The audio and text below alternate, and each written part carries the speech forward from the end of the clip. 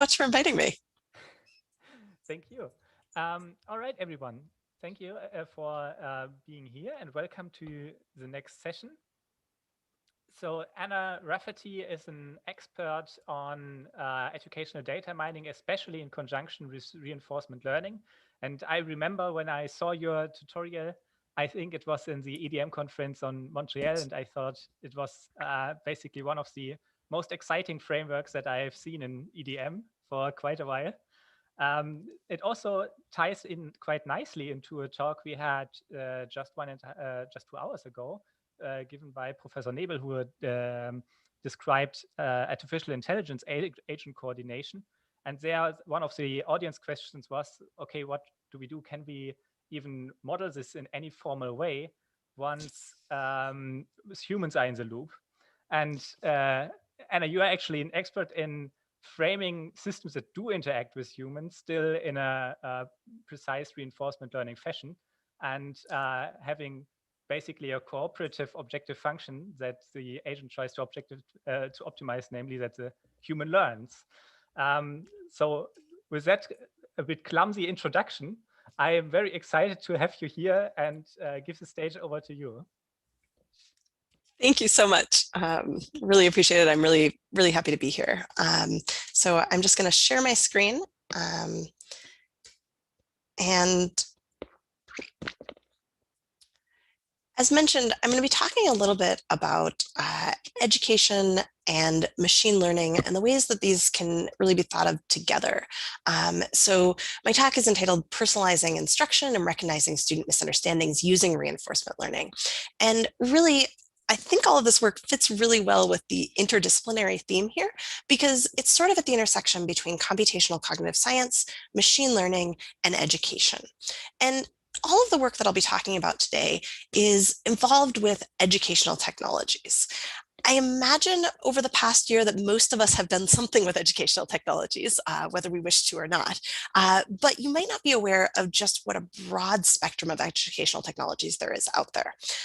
Some of them, like the web-based inquiry science environment over here, are ones where the student is presented with a sequence of fixed content, but has opportunities to express her ideas and perhaps receive feedback about that. Others of them are more adaptive, such as this Mathia intelligent tutoring system over here, where the system tries to present students with problems about topics that they haven't yet mastered in order to help them master as many topics as possible. There are lots of other educational technologies as well. And within each of these educational technologies, much of my work involves kind of stepping back a little bit from any one particular educational technology and trying to think broadly about the question of how should we interpret and respond to learners' behavior within interactive educational technologies. And I say that this is a step back in that generally, I'm not focused on just one specific technology. I think there's lots of really good work to be done by focusing on a specific technology, but often what I'm working at is at an algorithmic level. How can we characterize the problem that's being faced in that technology to try to come up with a solution that won't just work for that technology, but also might work for a variety of other technologies and other domains? Because there's so many different technologies out there and so many different topics that we might want to help learners to learn. So I tend to take a computational modeling type of approach. What do I mean by that? Well, we can think about building models of different domains, say breaking down the different skills that we intend for a student to learn. We can also think about how different activities might influence student learning within those domains. These might be called domain models and/or learner models. We then want to try to relate those models to the data we actually observe. So what I get to observe might be, what are the answers a student gives to a quiz? Or what actions does she take in a virtual chemistry lab? And from that information, I want to figure out some way to integrate it to address particular problems in educational technologies. For example, one of the problems that I'll be telling you about is how do we select what activity do we want a student to do? And rather than thinking about that in some very specific technology, if we can formally characterize that problem, I think it can really give us a better way of finding solutions to the problem. So in particular, I think that formally characterizing different challenges in educational technologies can often lead to particular solutions from machine learning as well as sometimes from computational cognitive science, so that we better understand the problem that we're trying to solve. And we might find that it's a particular instance of a problem that someone has already solved. And we can draw on all of the good work that they've done and then translate it into our specific environment. I think that often allows us to make progress more quickly and more scalably than when we're focused only on one specific problem.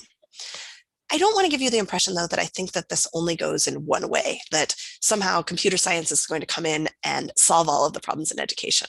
I think there's actually really fruitful cross-pollination. Sometimes when I'm working in education technologies, I can draw on solutions for machine learning. Sometimes I might be trying to think about how to formally characterize a problem in an educational technology, something about human learning or people's behavior, and realize that, hey, this actually is an instance of a more general problem, and I can develop a new algorithm for it. And so there's kind of interesting connections to be made in both directions. In this talk, I want to particularly focus on the area of machine learning that is planning and reinforcement learning. And I'm going to tell you a little bit about that, just giving you a brief overview, and then tell you about how thinking about algorithms from planning and reinforcement learning can be applied to two different problems in education. So what is planning and reinforcement learning? What do I mean by these terms? It's okay if you've never heard of reinforcement learning before. Well, it sounds a little bit complicated. It's actually just a simple idea of agents learning by interacting with their environment. For example, you might think of a toddler as she interacts with the toys in her environment, slowly learns how she can manipulate them, maybe how to build a tower, all sorts of things that she doesn't know ahead of time. She has to learn through trial and error. We can try to teach robots in the same way, like this one pictured here. The robot might not know, how do I put these shapes into the shape sorter? But it can try out different things. And if we have some signal for what it's trying to do, for instance, maybe it has the goal of getting all those shapes in that shape sorter, then it can see, have I met my goal yet? No? Okay, I'm going to keep trying things and slowly learn over time how to take the right actions to achieve its goals. So the algorithms in reinforcement learning are basically all about how do we do that effectively and efficiently. Planning is a related area where we might already know how our actions influence immediately the environment. So how, say, moving my arm in this way might influence that shape, and know about the immediate reward we may take. But we still need to think about how to sequence it. You can think about, even if you know, say, how to solve complex physics problems, you still have to think about how do you put all of those information together, which actions should you take first to solve the problem, and so on. And so planning is where you sequence your knowledge of actions in order to achieve long-term goals. Let's get a little bit more specific about this. So we can think about an agent-environment interaction that's really important in both planning and reinforcement learning. Our agent, say the robot or some computer system, doesn't necessarily have to be a robot, is going to take some actions. When they take an action, then that might change the environment. So they get to observe the reward as well as the updated environment state. The reward is what is encoding what the agent wants to do. These are sort of the short-term rewards from each individual action. We'll think about how we combine those together in just a moment. The updated environment state is about how the agent has influenced its environment. So it might be that there isn't just one action that the agent can take to suddenly get all those shapes in the shape sorter, but they can set themselves up to be in a better position. Maybe they can take the shape sorter, move it into a position that is easier to put the shapes in. Even though that didn't actually get them to their goal immediately, it helps set them up for what they wanted to do later. And that's often an important part of both planning and reinforcement learning problems. Now, you might say, in planning, why do we care about observing the environment? If you said that we know how our actions affect the environment, why should we care at all? Well, we will assume that our environment might be noisy. It might be that you know how your action is likely to affect the environment, but there's some different probabilities for what will actually happen and what reward you'll actually receive. So that's our big picture agent-environment interaction, which is going to be important for both planning and reinforcement learning. We then have to answer the question of how should the agent combine rewards over time? Imagine the agent could take one action that is studying, and that might have a lower immediate reward, but a higher later reward. Alternatively, the action could go out to a party, getting perhaps a higher immediate reward, might be more immediate fun, but perhaps a lower later reward when faced with taking some exam. So we have to balance all of these rewards over time. And generally what we'll assume in both reinforcement learning and planning is that we're trying to maximize the total expected reward. That is how much reward we will get overall. Sometimes drawing from ideas in economics, we will discount things such that early rewards are worth more than later rewards, but the details of that aren't super important for this talk. I'm happy to talk with you about it afterwards if anybody's interested. So that gives you an incredibly brief overview, I know, of reinforcement learning, but I hope you've gotten the idea of we're thinking about problems in which multiple actions might need to be taken, in which those actions might influence the environment. You might not be able to accomplish your goals right away, but you might need to set yourself up to accomplish those goals later. We can now think about how that big idea might apply to several applications in education. So the first problem that I'll tell you about is how we can select pedagogical actions using planning and reinforcement learning. I'll then turn to a slightly different application of inverse reinforcement learning, where we'll think about inferring student misunderstandings. So what do I mean by selecting pedagogical actions? We're back in the education world. So imagine that I'm building some online chemistry tutor. The tutor has to decide what task to have a student do at each time point. And we might imagine, for instance, one task might be have the student do a virtual lab about measuring concentration. Okay, that seems good. But there are probably lots of other choices as well. For instance, we could alternatively ask a quiz question about concentration, or maybe have the student watch a video about concentration. Probably, we also have versions of labs and quizzes and videos that aren't just about concentration, but are about other chemistry topics. And so the system has to decide among a whole bunch of different activities. How should it do that? It seems like it isn't necessarily the case that we should have one fixed sequence. It might be that some students come in with more knowledge about chemistry, and so they maybe don't need to watch some of the videos. Or it may be that some students struggle more with some of the concepts, and letting them do more labs would help them to really master the material. So in order to select pedagogical actions, we might want to think about this as a situation in which the agent, the system, or tutor, is selecting one of these actions, and the environment that they're trying to influence is in fact the student's knowledge, what they know and what they don't know. So in order to select pedagogical actions, we need to base that on what the student knows and what they don't know. And that means we need to monitor the learner state, because even though I really wish that in some of my classes I could just peer into students' heads and say, oh, you misunderstand this point, let me help. I can't peer into anybody's head. I have to sort of make inferences about what they understand based on my knowledge about, say, what we've done in class, as well as their responses. So I might know that I first had the student do a lab about measuring concentration. And so I know what that lab generally teaches students, and I can know that student's specific actions within the lab, which might tell me something about her understanding. So I can have the system keep an estimate of her understanding, in this case of concentration. It might have some probability that she has a correct ratio understanding versus an incorrect count understanding of this concept. When she completes one of these activities, so say completes the lab, I can update that estimate based on my knowledge about, as I said, what that lab tends to teach people, as well as her individual responses. Once I've got that updated estimate, then I can go back to selecting pedagogical actions and select something for her to do next that I think is going to be most helpful. So we've got this agent environment cycle going on within the problem of how do I select what a student should do in some online or digital tutoring system. The way that we formally characterize this, kind of choosing particular parts of that planning and reinforcement learning framework to apply in this case, is we treated this as something called a POMDP.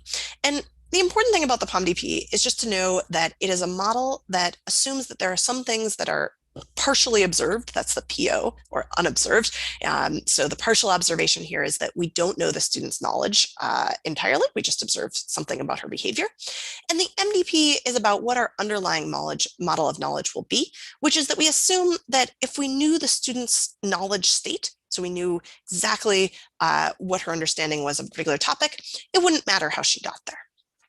So we're going to use this PondDP planning framework for action selection, where we can think about, we start off with some initial student knowledge, the system chooses a pedagogical action, and then we get to actually observe the behavior, from which that observed behavior will be able to make inferences about the initial student knowledge. And additionally, that student's knowledge is changing based on the actions we're taking, because hopefully we're actually teaching her something. This will continue onward until we get to some final student knowledge. So this looks like a planning or reinforcement learning problem where we've got the agent environment interaction. We need to say something about the reward signal. So one possibility is we put that the reward for mastered knowledge should be really, really high. And maybe it's low for if you haven't mastered it at the end of this tutoring session. That's a reasonable reward signal. We're going to need a little bit more to make this have an interesting solution. And the reason for that is that if we just have a high reward on having mastered the topic, we can imagine, well, the best solution is just have the student watch all the videos and do all of the labs over and over and over again. Because hopefully none of them are decreasing her knowledge. And so if we just do more of it, it'll be better. And that doesn't take into account that probably if you're thinking about an online tutoring system, if you could teach the student in 10 minutes, that would be preferable over teaching her in 10 hours, I imagine. So we're actually going to be trying to optimize is that the student masters the material efficiently. And so we will also have rewards on our actions that are the negative of the expected time for that. So you can think about that as there's a cost for how long the activity takes you, and activities that take longer should have bigger benefits in terms of setting you up to understand the material. Now that we've got this all set up, we can ask, what next action should the system choose in order to minimize the expected time for the student to reach mastery? And this is going to be a noisy process. Students' knowledge doesn't change deterministically, but we can treat this as a noisy planning problem. Now, I said a planning problem.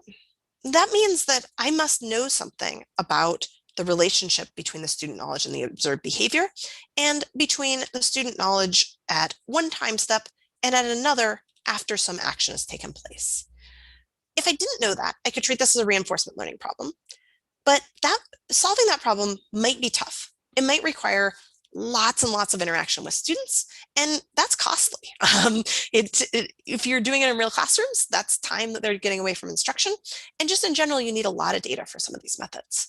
So in our work, we took an approach that combined the ideas from planning and computational cognitive science by considering 3 different cognitive models of learners based on the cognitive science literature. And then we estimated some of the parameters of these models from data. So we estimated the reward signal from data, and also things about how the student's knowledge was likely to change and the relationship between the initial student knowledge and the observed behavior, but constrained so as to limit the space of possibilities. And that really made solving this problem much more tractable, and is something that in general has been actually most effective. There was an interesting recent survey about reinforcement learning and education that found that the most effective applications tended to combine psychological or cognitive science theories with the reinforcement learning framework. Okay, so we set up this problem, and we then wanted to know, is this good enough? That is, even in, say, an experimental setting, we know our cognitive models are not quite precisely correct. Is it still helpful, though, even though they're not quite correct, to choose actions based on these models to try to help students learn more efficiently? So we ran an experiment in the lab where we looked at a alphabet arithmetic task, and we've done it in another concept learning domain as well. And we did find that there was shorter time to mastery using the POMDP policies. So people learned faster, higher here is worse, more time. They learned slowest with a random policy. They learned faster with the POMDP policies, and In particular, they learned fastest with the POMDP policy. They used what we thought was sort of the best cognitive model. So we found the influence here both of using a POMDP policy and of the type of cognitive model that we were using. So kind of a nice combination, I think, of computational cognitive science and about is sort of machine learning. And I'm noticing there are a couple of questions in the chat, so I just want to take a look. So one person asks, have you thought about factoring fun into the reward system besides time and mastering knowledge? Yeah, so you're absolutely right that fun is something that can be factored in here. And one of the nice things about using these model-based approaches is that your model can incorporate these kinds of affective factors as well as more cognitive factors. So I haven't done that in my own work, but it is certainly something that could be incorporated into the models, and all the sort of machinery and algorithms work the same way. And that modularity is really, I think, one of the advantages. Yeah, and so somebody else asked about thinking about students' knowledge level as being measured with methods from item response theory. Again, you can use different, you can stick in different models here of student learning. The one that we were using was a Bayesian learner model based on some Bayesian models of cognition that have been used in cognitive science. They aren't quite the same as item response theory, although there are some similarities, and you could certainly use an IRT type model to do the relationship between the students' answers and their knowledge. Yeah. All right. I will try to remember to go back and forth between chat and talking.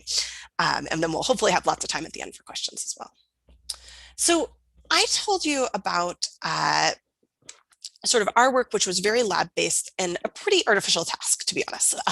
We were really focused on how do we formally characterize this problem, and then kind of how do we test it out a little bit. But we weren't working fully with real educational problems. And so I want to tell you about two other folks' work who have used POMDP planning to do more educationally relevant tasks. This first one, Whitehall and Movilan, they were still working in the lab. They were using an experimental procedure, not with real students, but the task they were teaching was word learning. So they were trying to teach people either foreign to them or an artificial language by pairing up words and pictures. And they did some initial work to collect data about associations between words and pictures. So say which of these pictures is the best representation of this word. And then they had their system choose which word to teach people, which picture to show for that word, and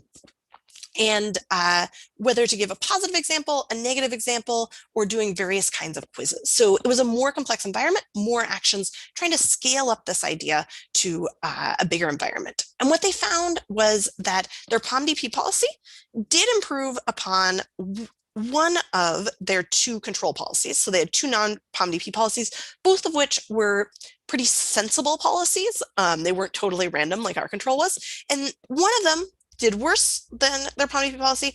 One of them was pretty similar to the POMDP policy, suggesting that, yes, the POMDP policy seemed to be helpful versus some reasonable other policies. You can achieve some of the same effects of using a POMDP planning with a smart, expert crafted policy. That kind of makes sense. I don't expect that the POMDP policy is learning something that would be impossible to come up with in another way, but rather that using this kind of formal model can be helpful for letting you use the same approach across multiple domains if your assumptions about how learning works changes, and so on. The final example of POMDP planning I want to tell you about was from Shen and colleagues, where they were working in the classroom. So they were working with college students who were learning about logic proofs. So this was their system, little screenshot, and it was trying to decide among worked examples versus problem solving and individual steps in these problems. And they compared actually a POMDP planning model that learned the cognitive model from existing data. So they had a bunch of students who had previously used this logic tutor. And rather than like both of the previous works I told you about, drawing on cognitive science to build a learner model, they said, let's just try to learn that from data. And so they induced this learner model and then tried to do planning over that model. And they compared this to selecting pedagogical actions in a random but sensible way. So random but constrained so that it would be sort of reasonable, as well as using a pure reinforcement learning model.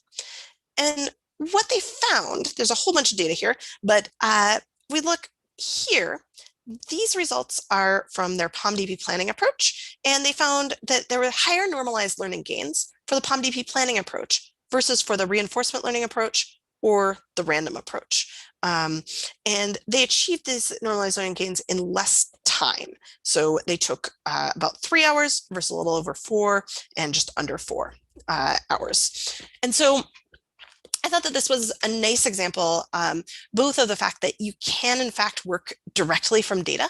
You don't necessarily have to draw on existing cognitive models, and that having this idea, though, from cognition of there is some underlying unknown state to the learner, and modeling that might be helpful, can be a more effective way of choosing pedagogical actions than some reasonable alternatives. The other thing that I hope you take away from this portion of the talk is that each of these domains was very different, but we could use the same big overall framework for all of them, showing the advantage of how to of what formally characterizing a particular problem gives you. I want to turn now to thinking about a slightly different problem that, again, formal characterization will help us in solving. And here I want to think about how we can infer misunderstandings using inverse reinforcement learning. And so the kind of data that I'm going to be thinking about in this portion of the talk is just a little bit different than the kind of data in the other part of the talk. So now I'm going to be focused on just one pedagogical activity that a student is engaging with. For instance, say this virtual chemistry lab. And when the student does the virtual chemistry lab, say, we know she has some goal. She's trying to figure out, say, the concentration here of some drink, and she might take lots of actions to achieve that goal.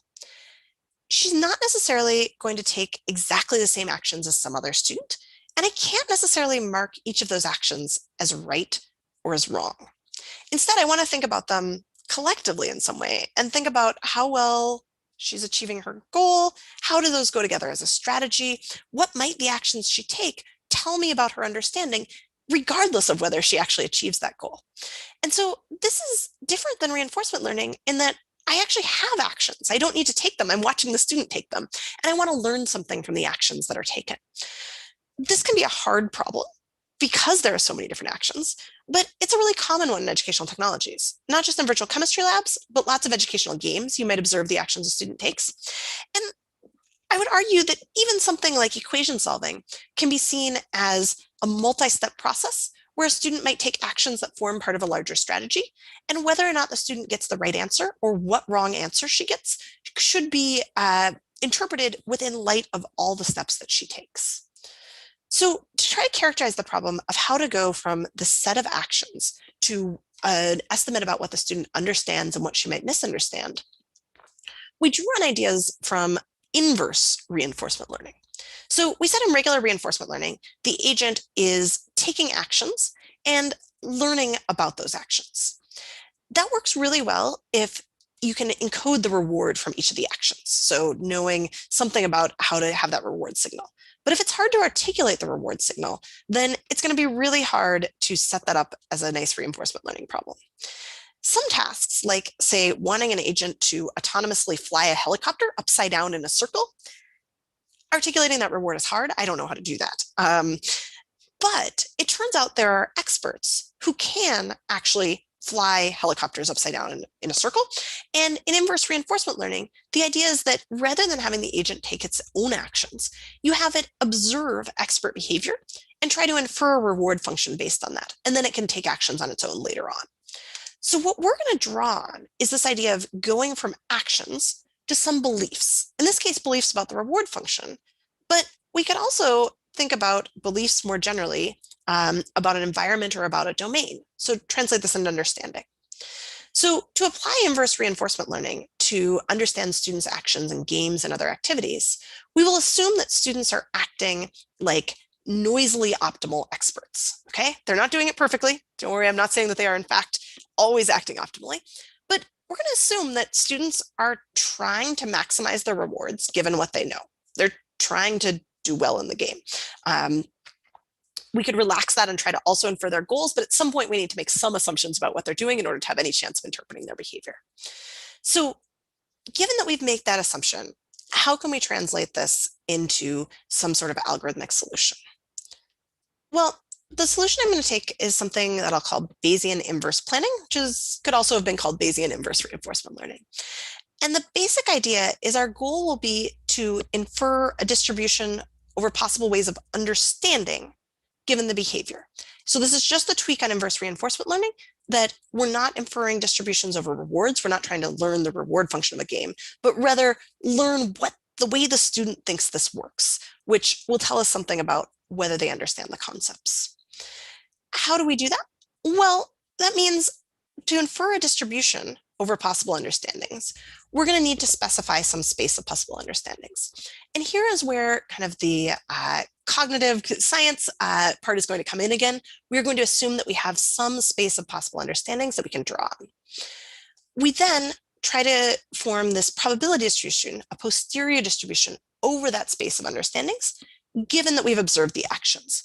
And this is really where kind of all the problem solving is going to come in. How do we figure out a probability distribution over a space of understandings? Well, we can break this down into two parts. We can break it down into something known as a prior and something known as a likelihood.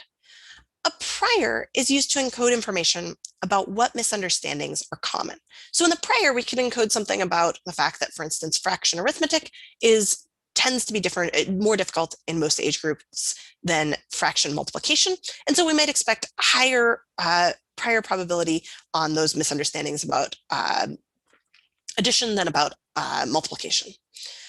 The likelihood is where the actions are actually coming into play.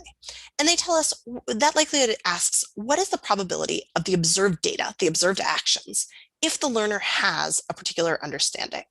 So this is where we're actually modeling their behavior in the game or the virtual lab based on their understanding.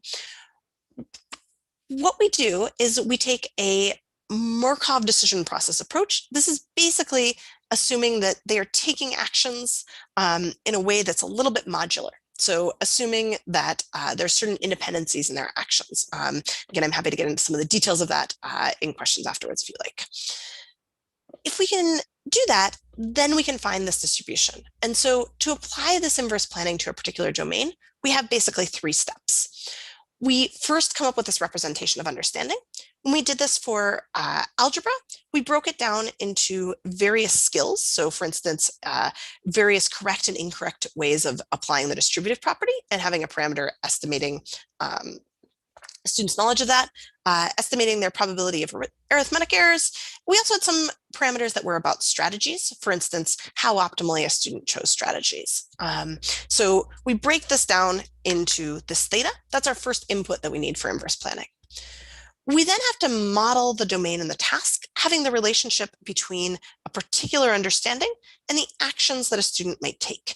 And this is where this Markov decision process part comes in.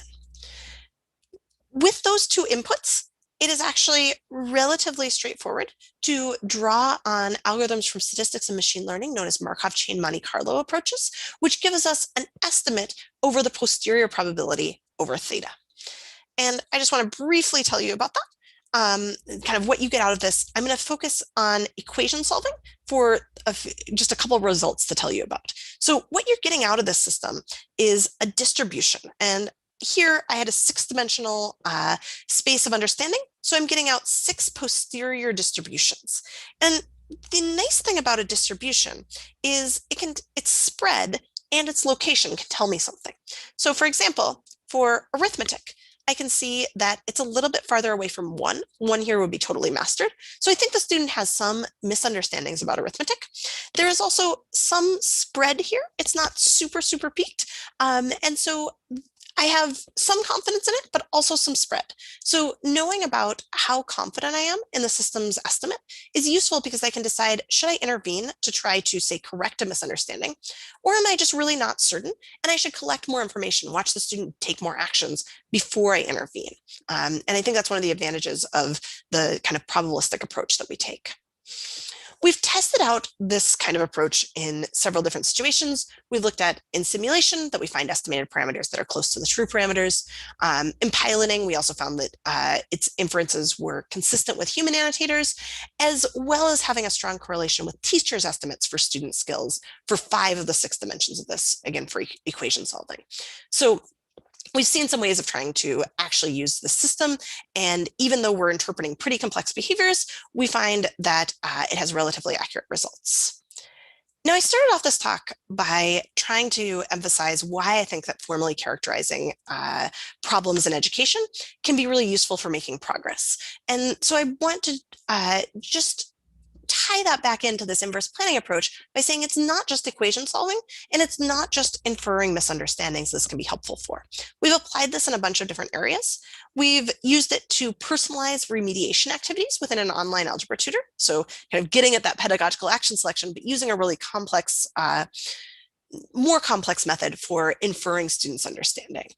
We've also used it to infer misunderstandings in a cell biology game, as well as to look at fraction arithmetic and transform computational cognitive models that are in a different structure that's somewhat more common, known as a production rule model, and translate that into the inverse planning space. So the goal of this kind of work was, it's really easy for me to say, oh, you need this model and this model and this model to apply this method. And you might say, Anna, I don't have those models. And so one of, I think, the most useful things we can do is show how models in one area can be translated to be applied in a different algorithm so that we can make progress on lots of technologies. Again, kind of taking that generalizable, scalable idea of formally characterizing the problems and applying it to generalizable and scalable models. And then finally, we've used this for a very different purpose, which I think emphasizes why having this model of fine-grained model was really useful, which is we've used this to try to actually change the design of a game so that it would give us more information about someone's misunderstandings. And so our idea there was, all right, if what we want to do is estimate people's misunderstandings, we could do something kind of like optimal test design, you might have seen, of trying to ask the right questions on a test and apply that idea and say, how do we design the game in the right way? Taking kind of the big ideas here and applying them to a slightly different problem. So there's a question in the chat, and I'm going to go to that actually at the end because I just want to wrap up briefly and then I'll go to general questions. So I've told you today about kind of 2 general problems in education, pedagogical action selection and inferring student misunderstandings.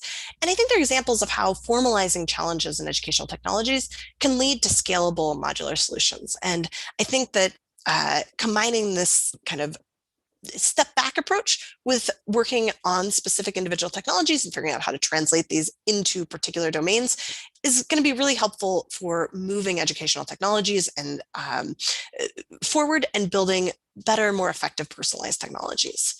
I do think that these technologies have the potential to improve learning experiences, helping to help all students to learn more and helps prevent students from falling through the gaps of kind of missing something and never getting a chance to learn it. But it's also the case that we need to be careful and pay attention to fairness considerations as we build these adaptive technologies. So it's something the field in general is paying more attention to, and something that in my own work I've started thinking about, especially when we're using reinforcement learning technologies in real time, of which students might be benefiting more from that and which students might be paying more of the cost of our algorithm having to learn. There's a lot of current work in this field, much more than I was able to get into now. Much of it is involving sort of additional improvements in the reinforcement learning front and trying to combine that with psychological theories and use data more efficiently, given that we have limited student data. And there's also some work that I'm pursuing about fusing experimentation, where we take the randomized experiments that are sort of the bread and butter of much of educational science, and fusing that with adaptation of trying to doing adaptation within the experiment to have more students experience better conditions within the experiment, again, drawing on ideas from reinforcement learning. So overall, I hope that you've come away from this talk with a little bit of a glimpse about what kinds of things we can do with educational technologies and why machine learning, computational cognitive science, and education are such good partners with one another for really making progress. I want to thank all of you for your attention and also thank my collaborators, Tom Griffiths, Emma Brunskill, Pat Shafto, and Rachel Jansen, as well as the undergraduate research assistants both at UC Berkeley and at Carleton College who've been involved in some of this work. So thanks. And now I'll take questions. And I know that there is one already, so I will take that. And so somebody said in the chat, going back to the 6 area distributions, what is a value above 1 you mean here? Yeah, good question. So here, oh, cool. It apparently saves my annotations. So in here, for 5 of our 6 parameters, these were had values between 0 and 1. So they were generally probabilities. In combined, it was actually binary. The planning parameter was about how optimally they chose their actions. So you could think about somebody might understand everything really well, but they choose their actions totally randomly. So they're not going to be very likely to get to a solution very efficiently. Alternatively, they may choose their actions really well, but maybe they have all sorts of misunderstandings. They don't actually get to the correct answer, but they do get to answers quickly. And we want to differentiate between those types of planning behaviors and separate it out from their understanding of the other parts of this domain using this planning parameter. And the planning parameter is actually, its range is 0 to infinity. So it could be as high as you want. As it gets sort of an exponential growth here, such that, the relationship here is such that it's going to asymptote off that as you get bigger and bigger, the increases matter less and less. So being more than 1 here is just telling us that this person is choosing actions relatively well. Some people are less than 1. But you shouldn't take this as a probability of choosing the correct action. That isn't quite what it translates to in the model. Instead, it's a noise parameter. Other questions? Okay, yeah. So I see, and sorry, I've got a screen over there, which is why I'm looking over there. It has the chat on it. So question, can you talk some more about how you built the prior distributions, how you decided what parameters were important and what distributions to replace them, particularly informative versus uniform priors? Yeah, great question. So a prior distribution is the distribution we are placing over things before we actually have any information. And I think that the prior offers a really interesting place to incorporate additional information that you might have from, say, the educational or the cognitive science literature. We have not tended to focus very much on that area. We have tended to go with uninformative priors much of the time, basically because our goal was to see kind of how far can we get with that rather than bringing in lots of the content knowledge. And so that isn't to say that there aren't interesting things one could do with priors, but that since we were focused more on kind of building out this system than on any particular domain area, that wasn't really what we focused on as much.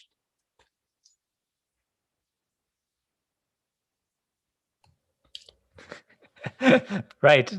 Thanks, David. You were very observant.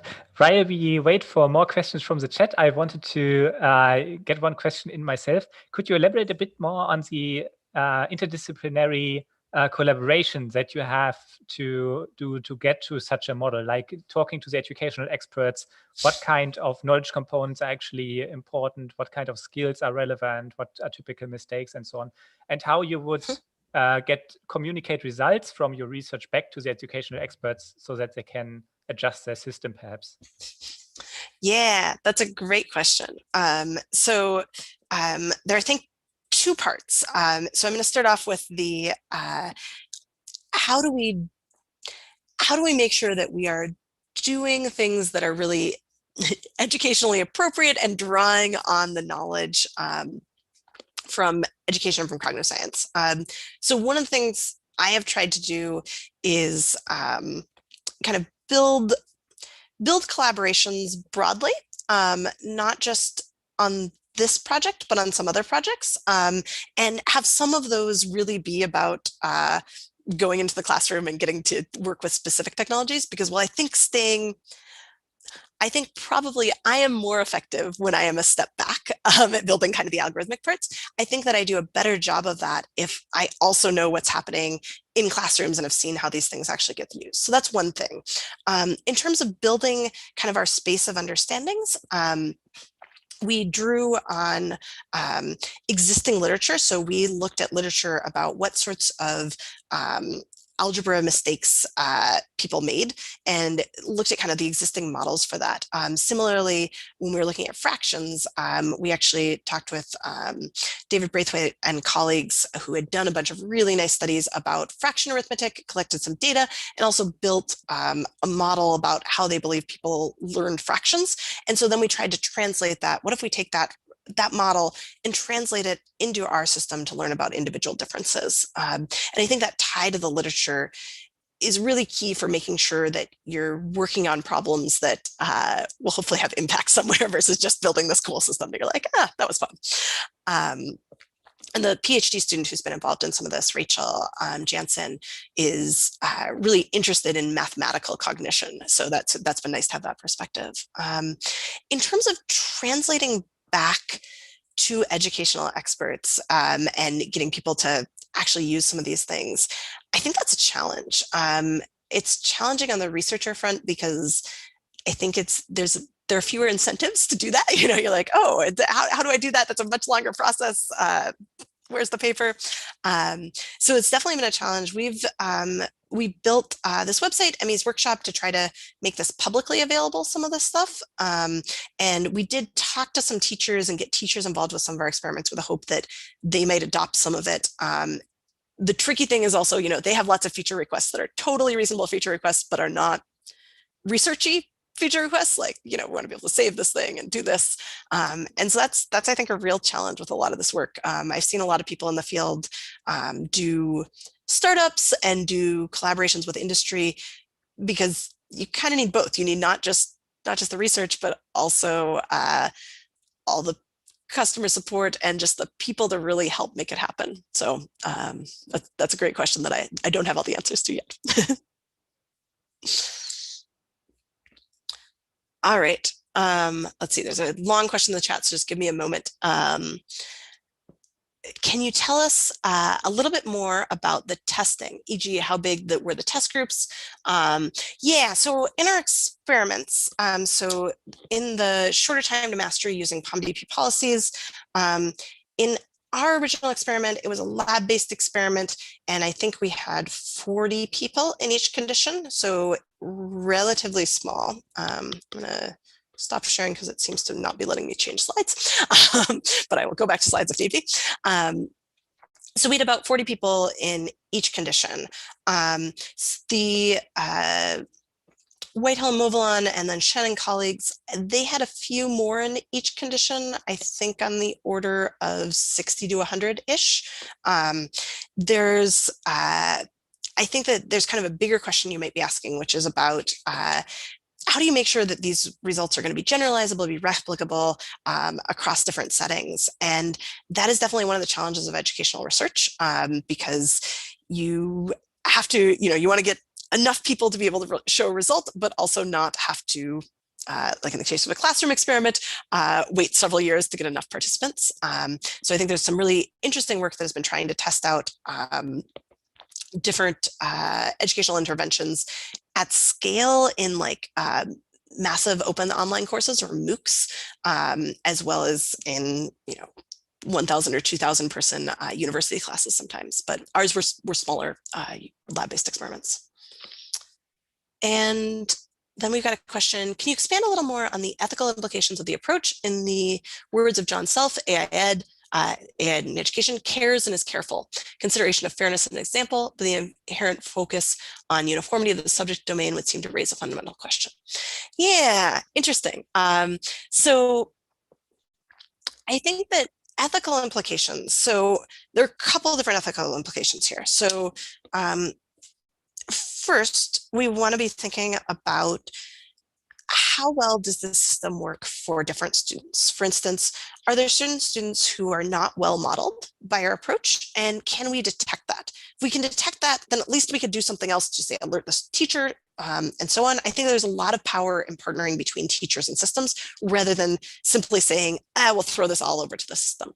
So we have looked in the inverse reinforcement learning work. We've found some ways to kind of detect this person seems to be doing things that just don't seem to match any of the possibilities that we have.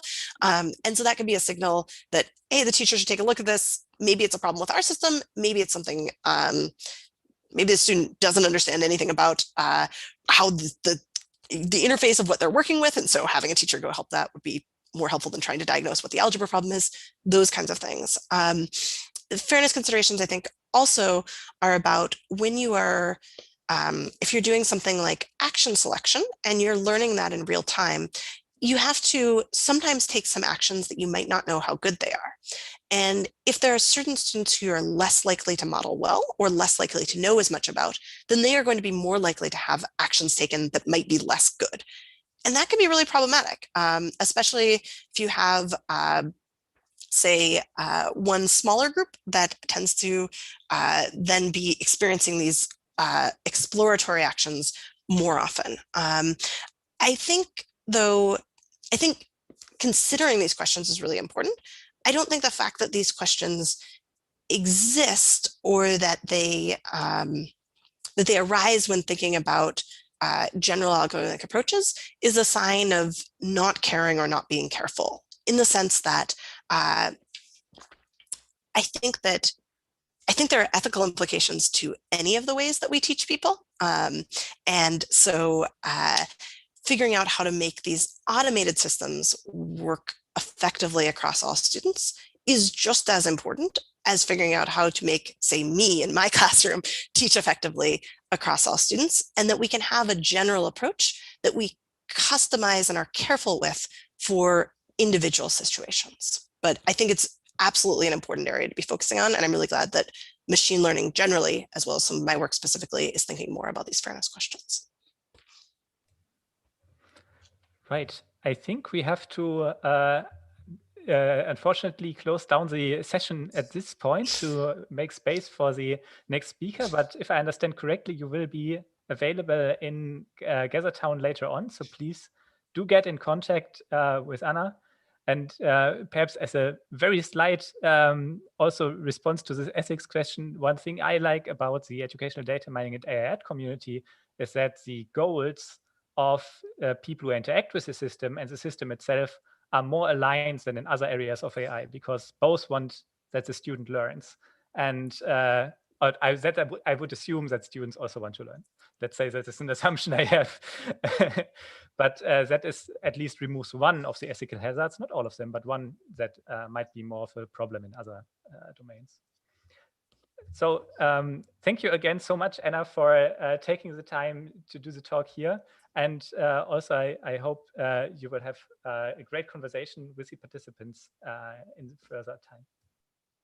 Wonderful. Thank you so much. And I look forward to seeing folks in Gather. I'm heading there now. Thanks.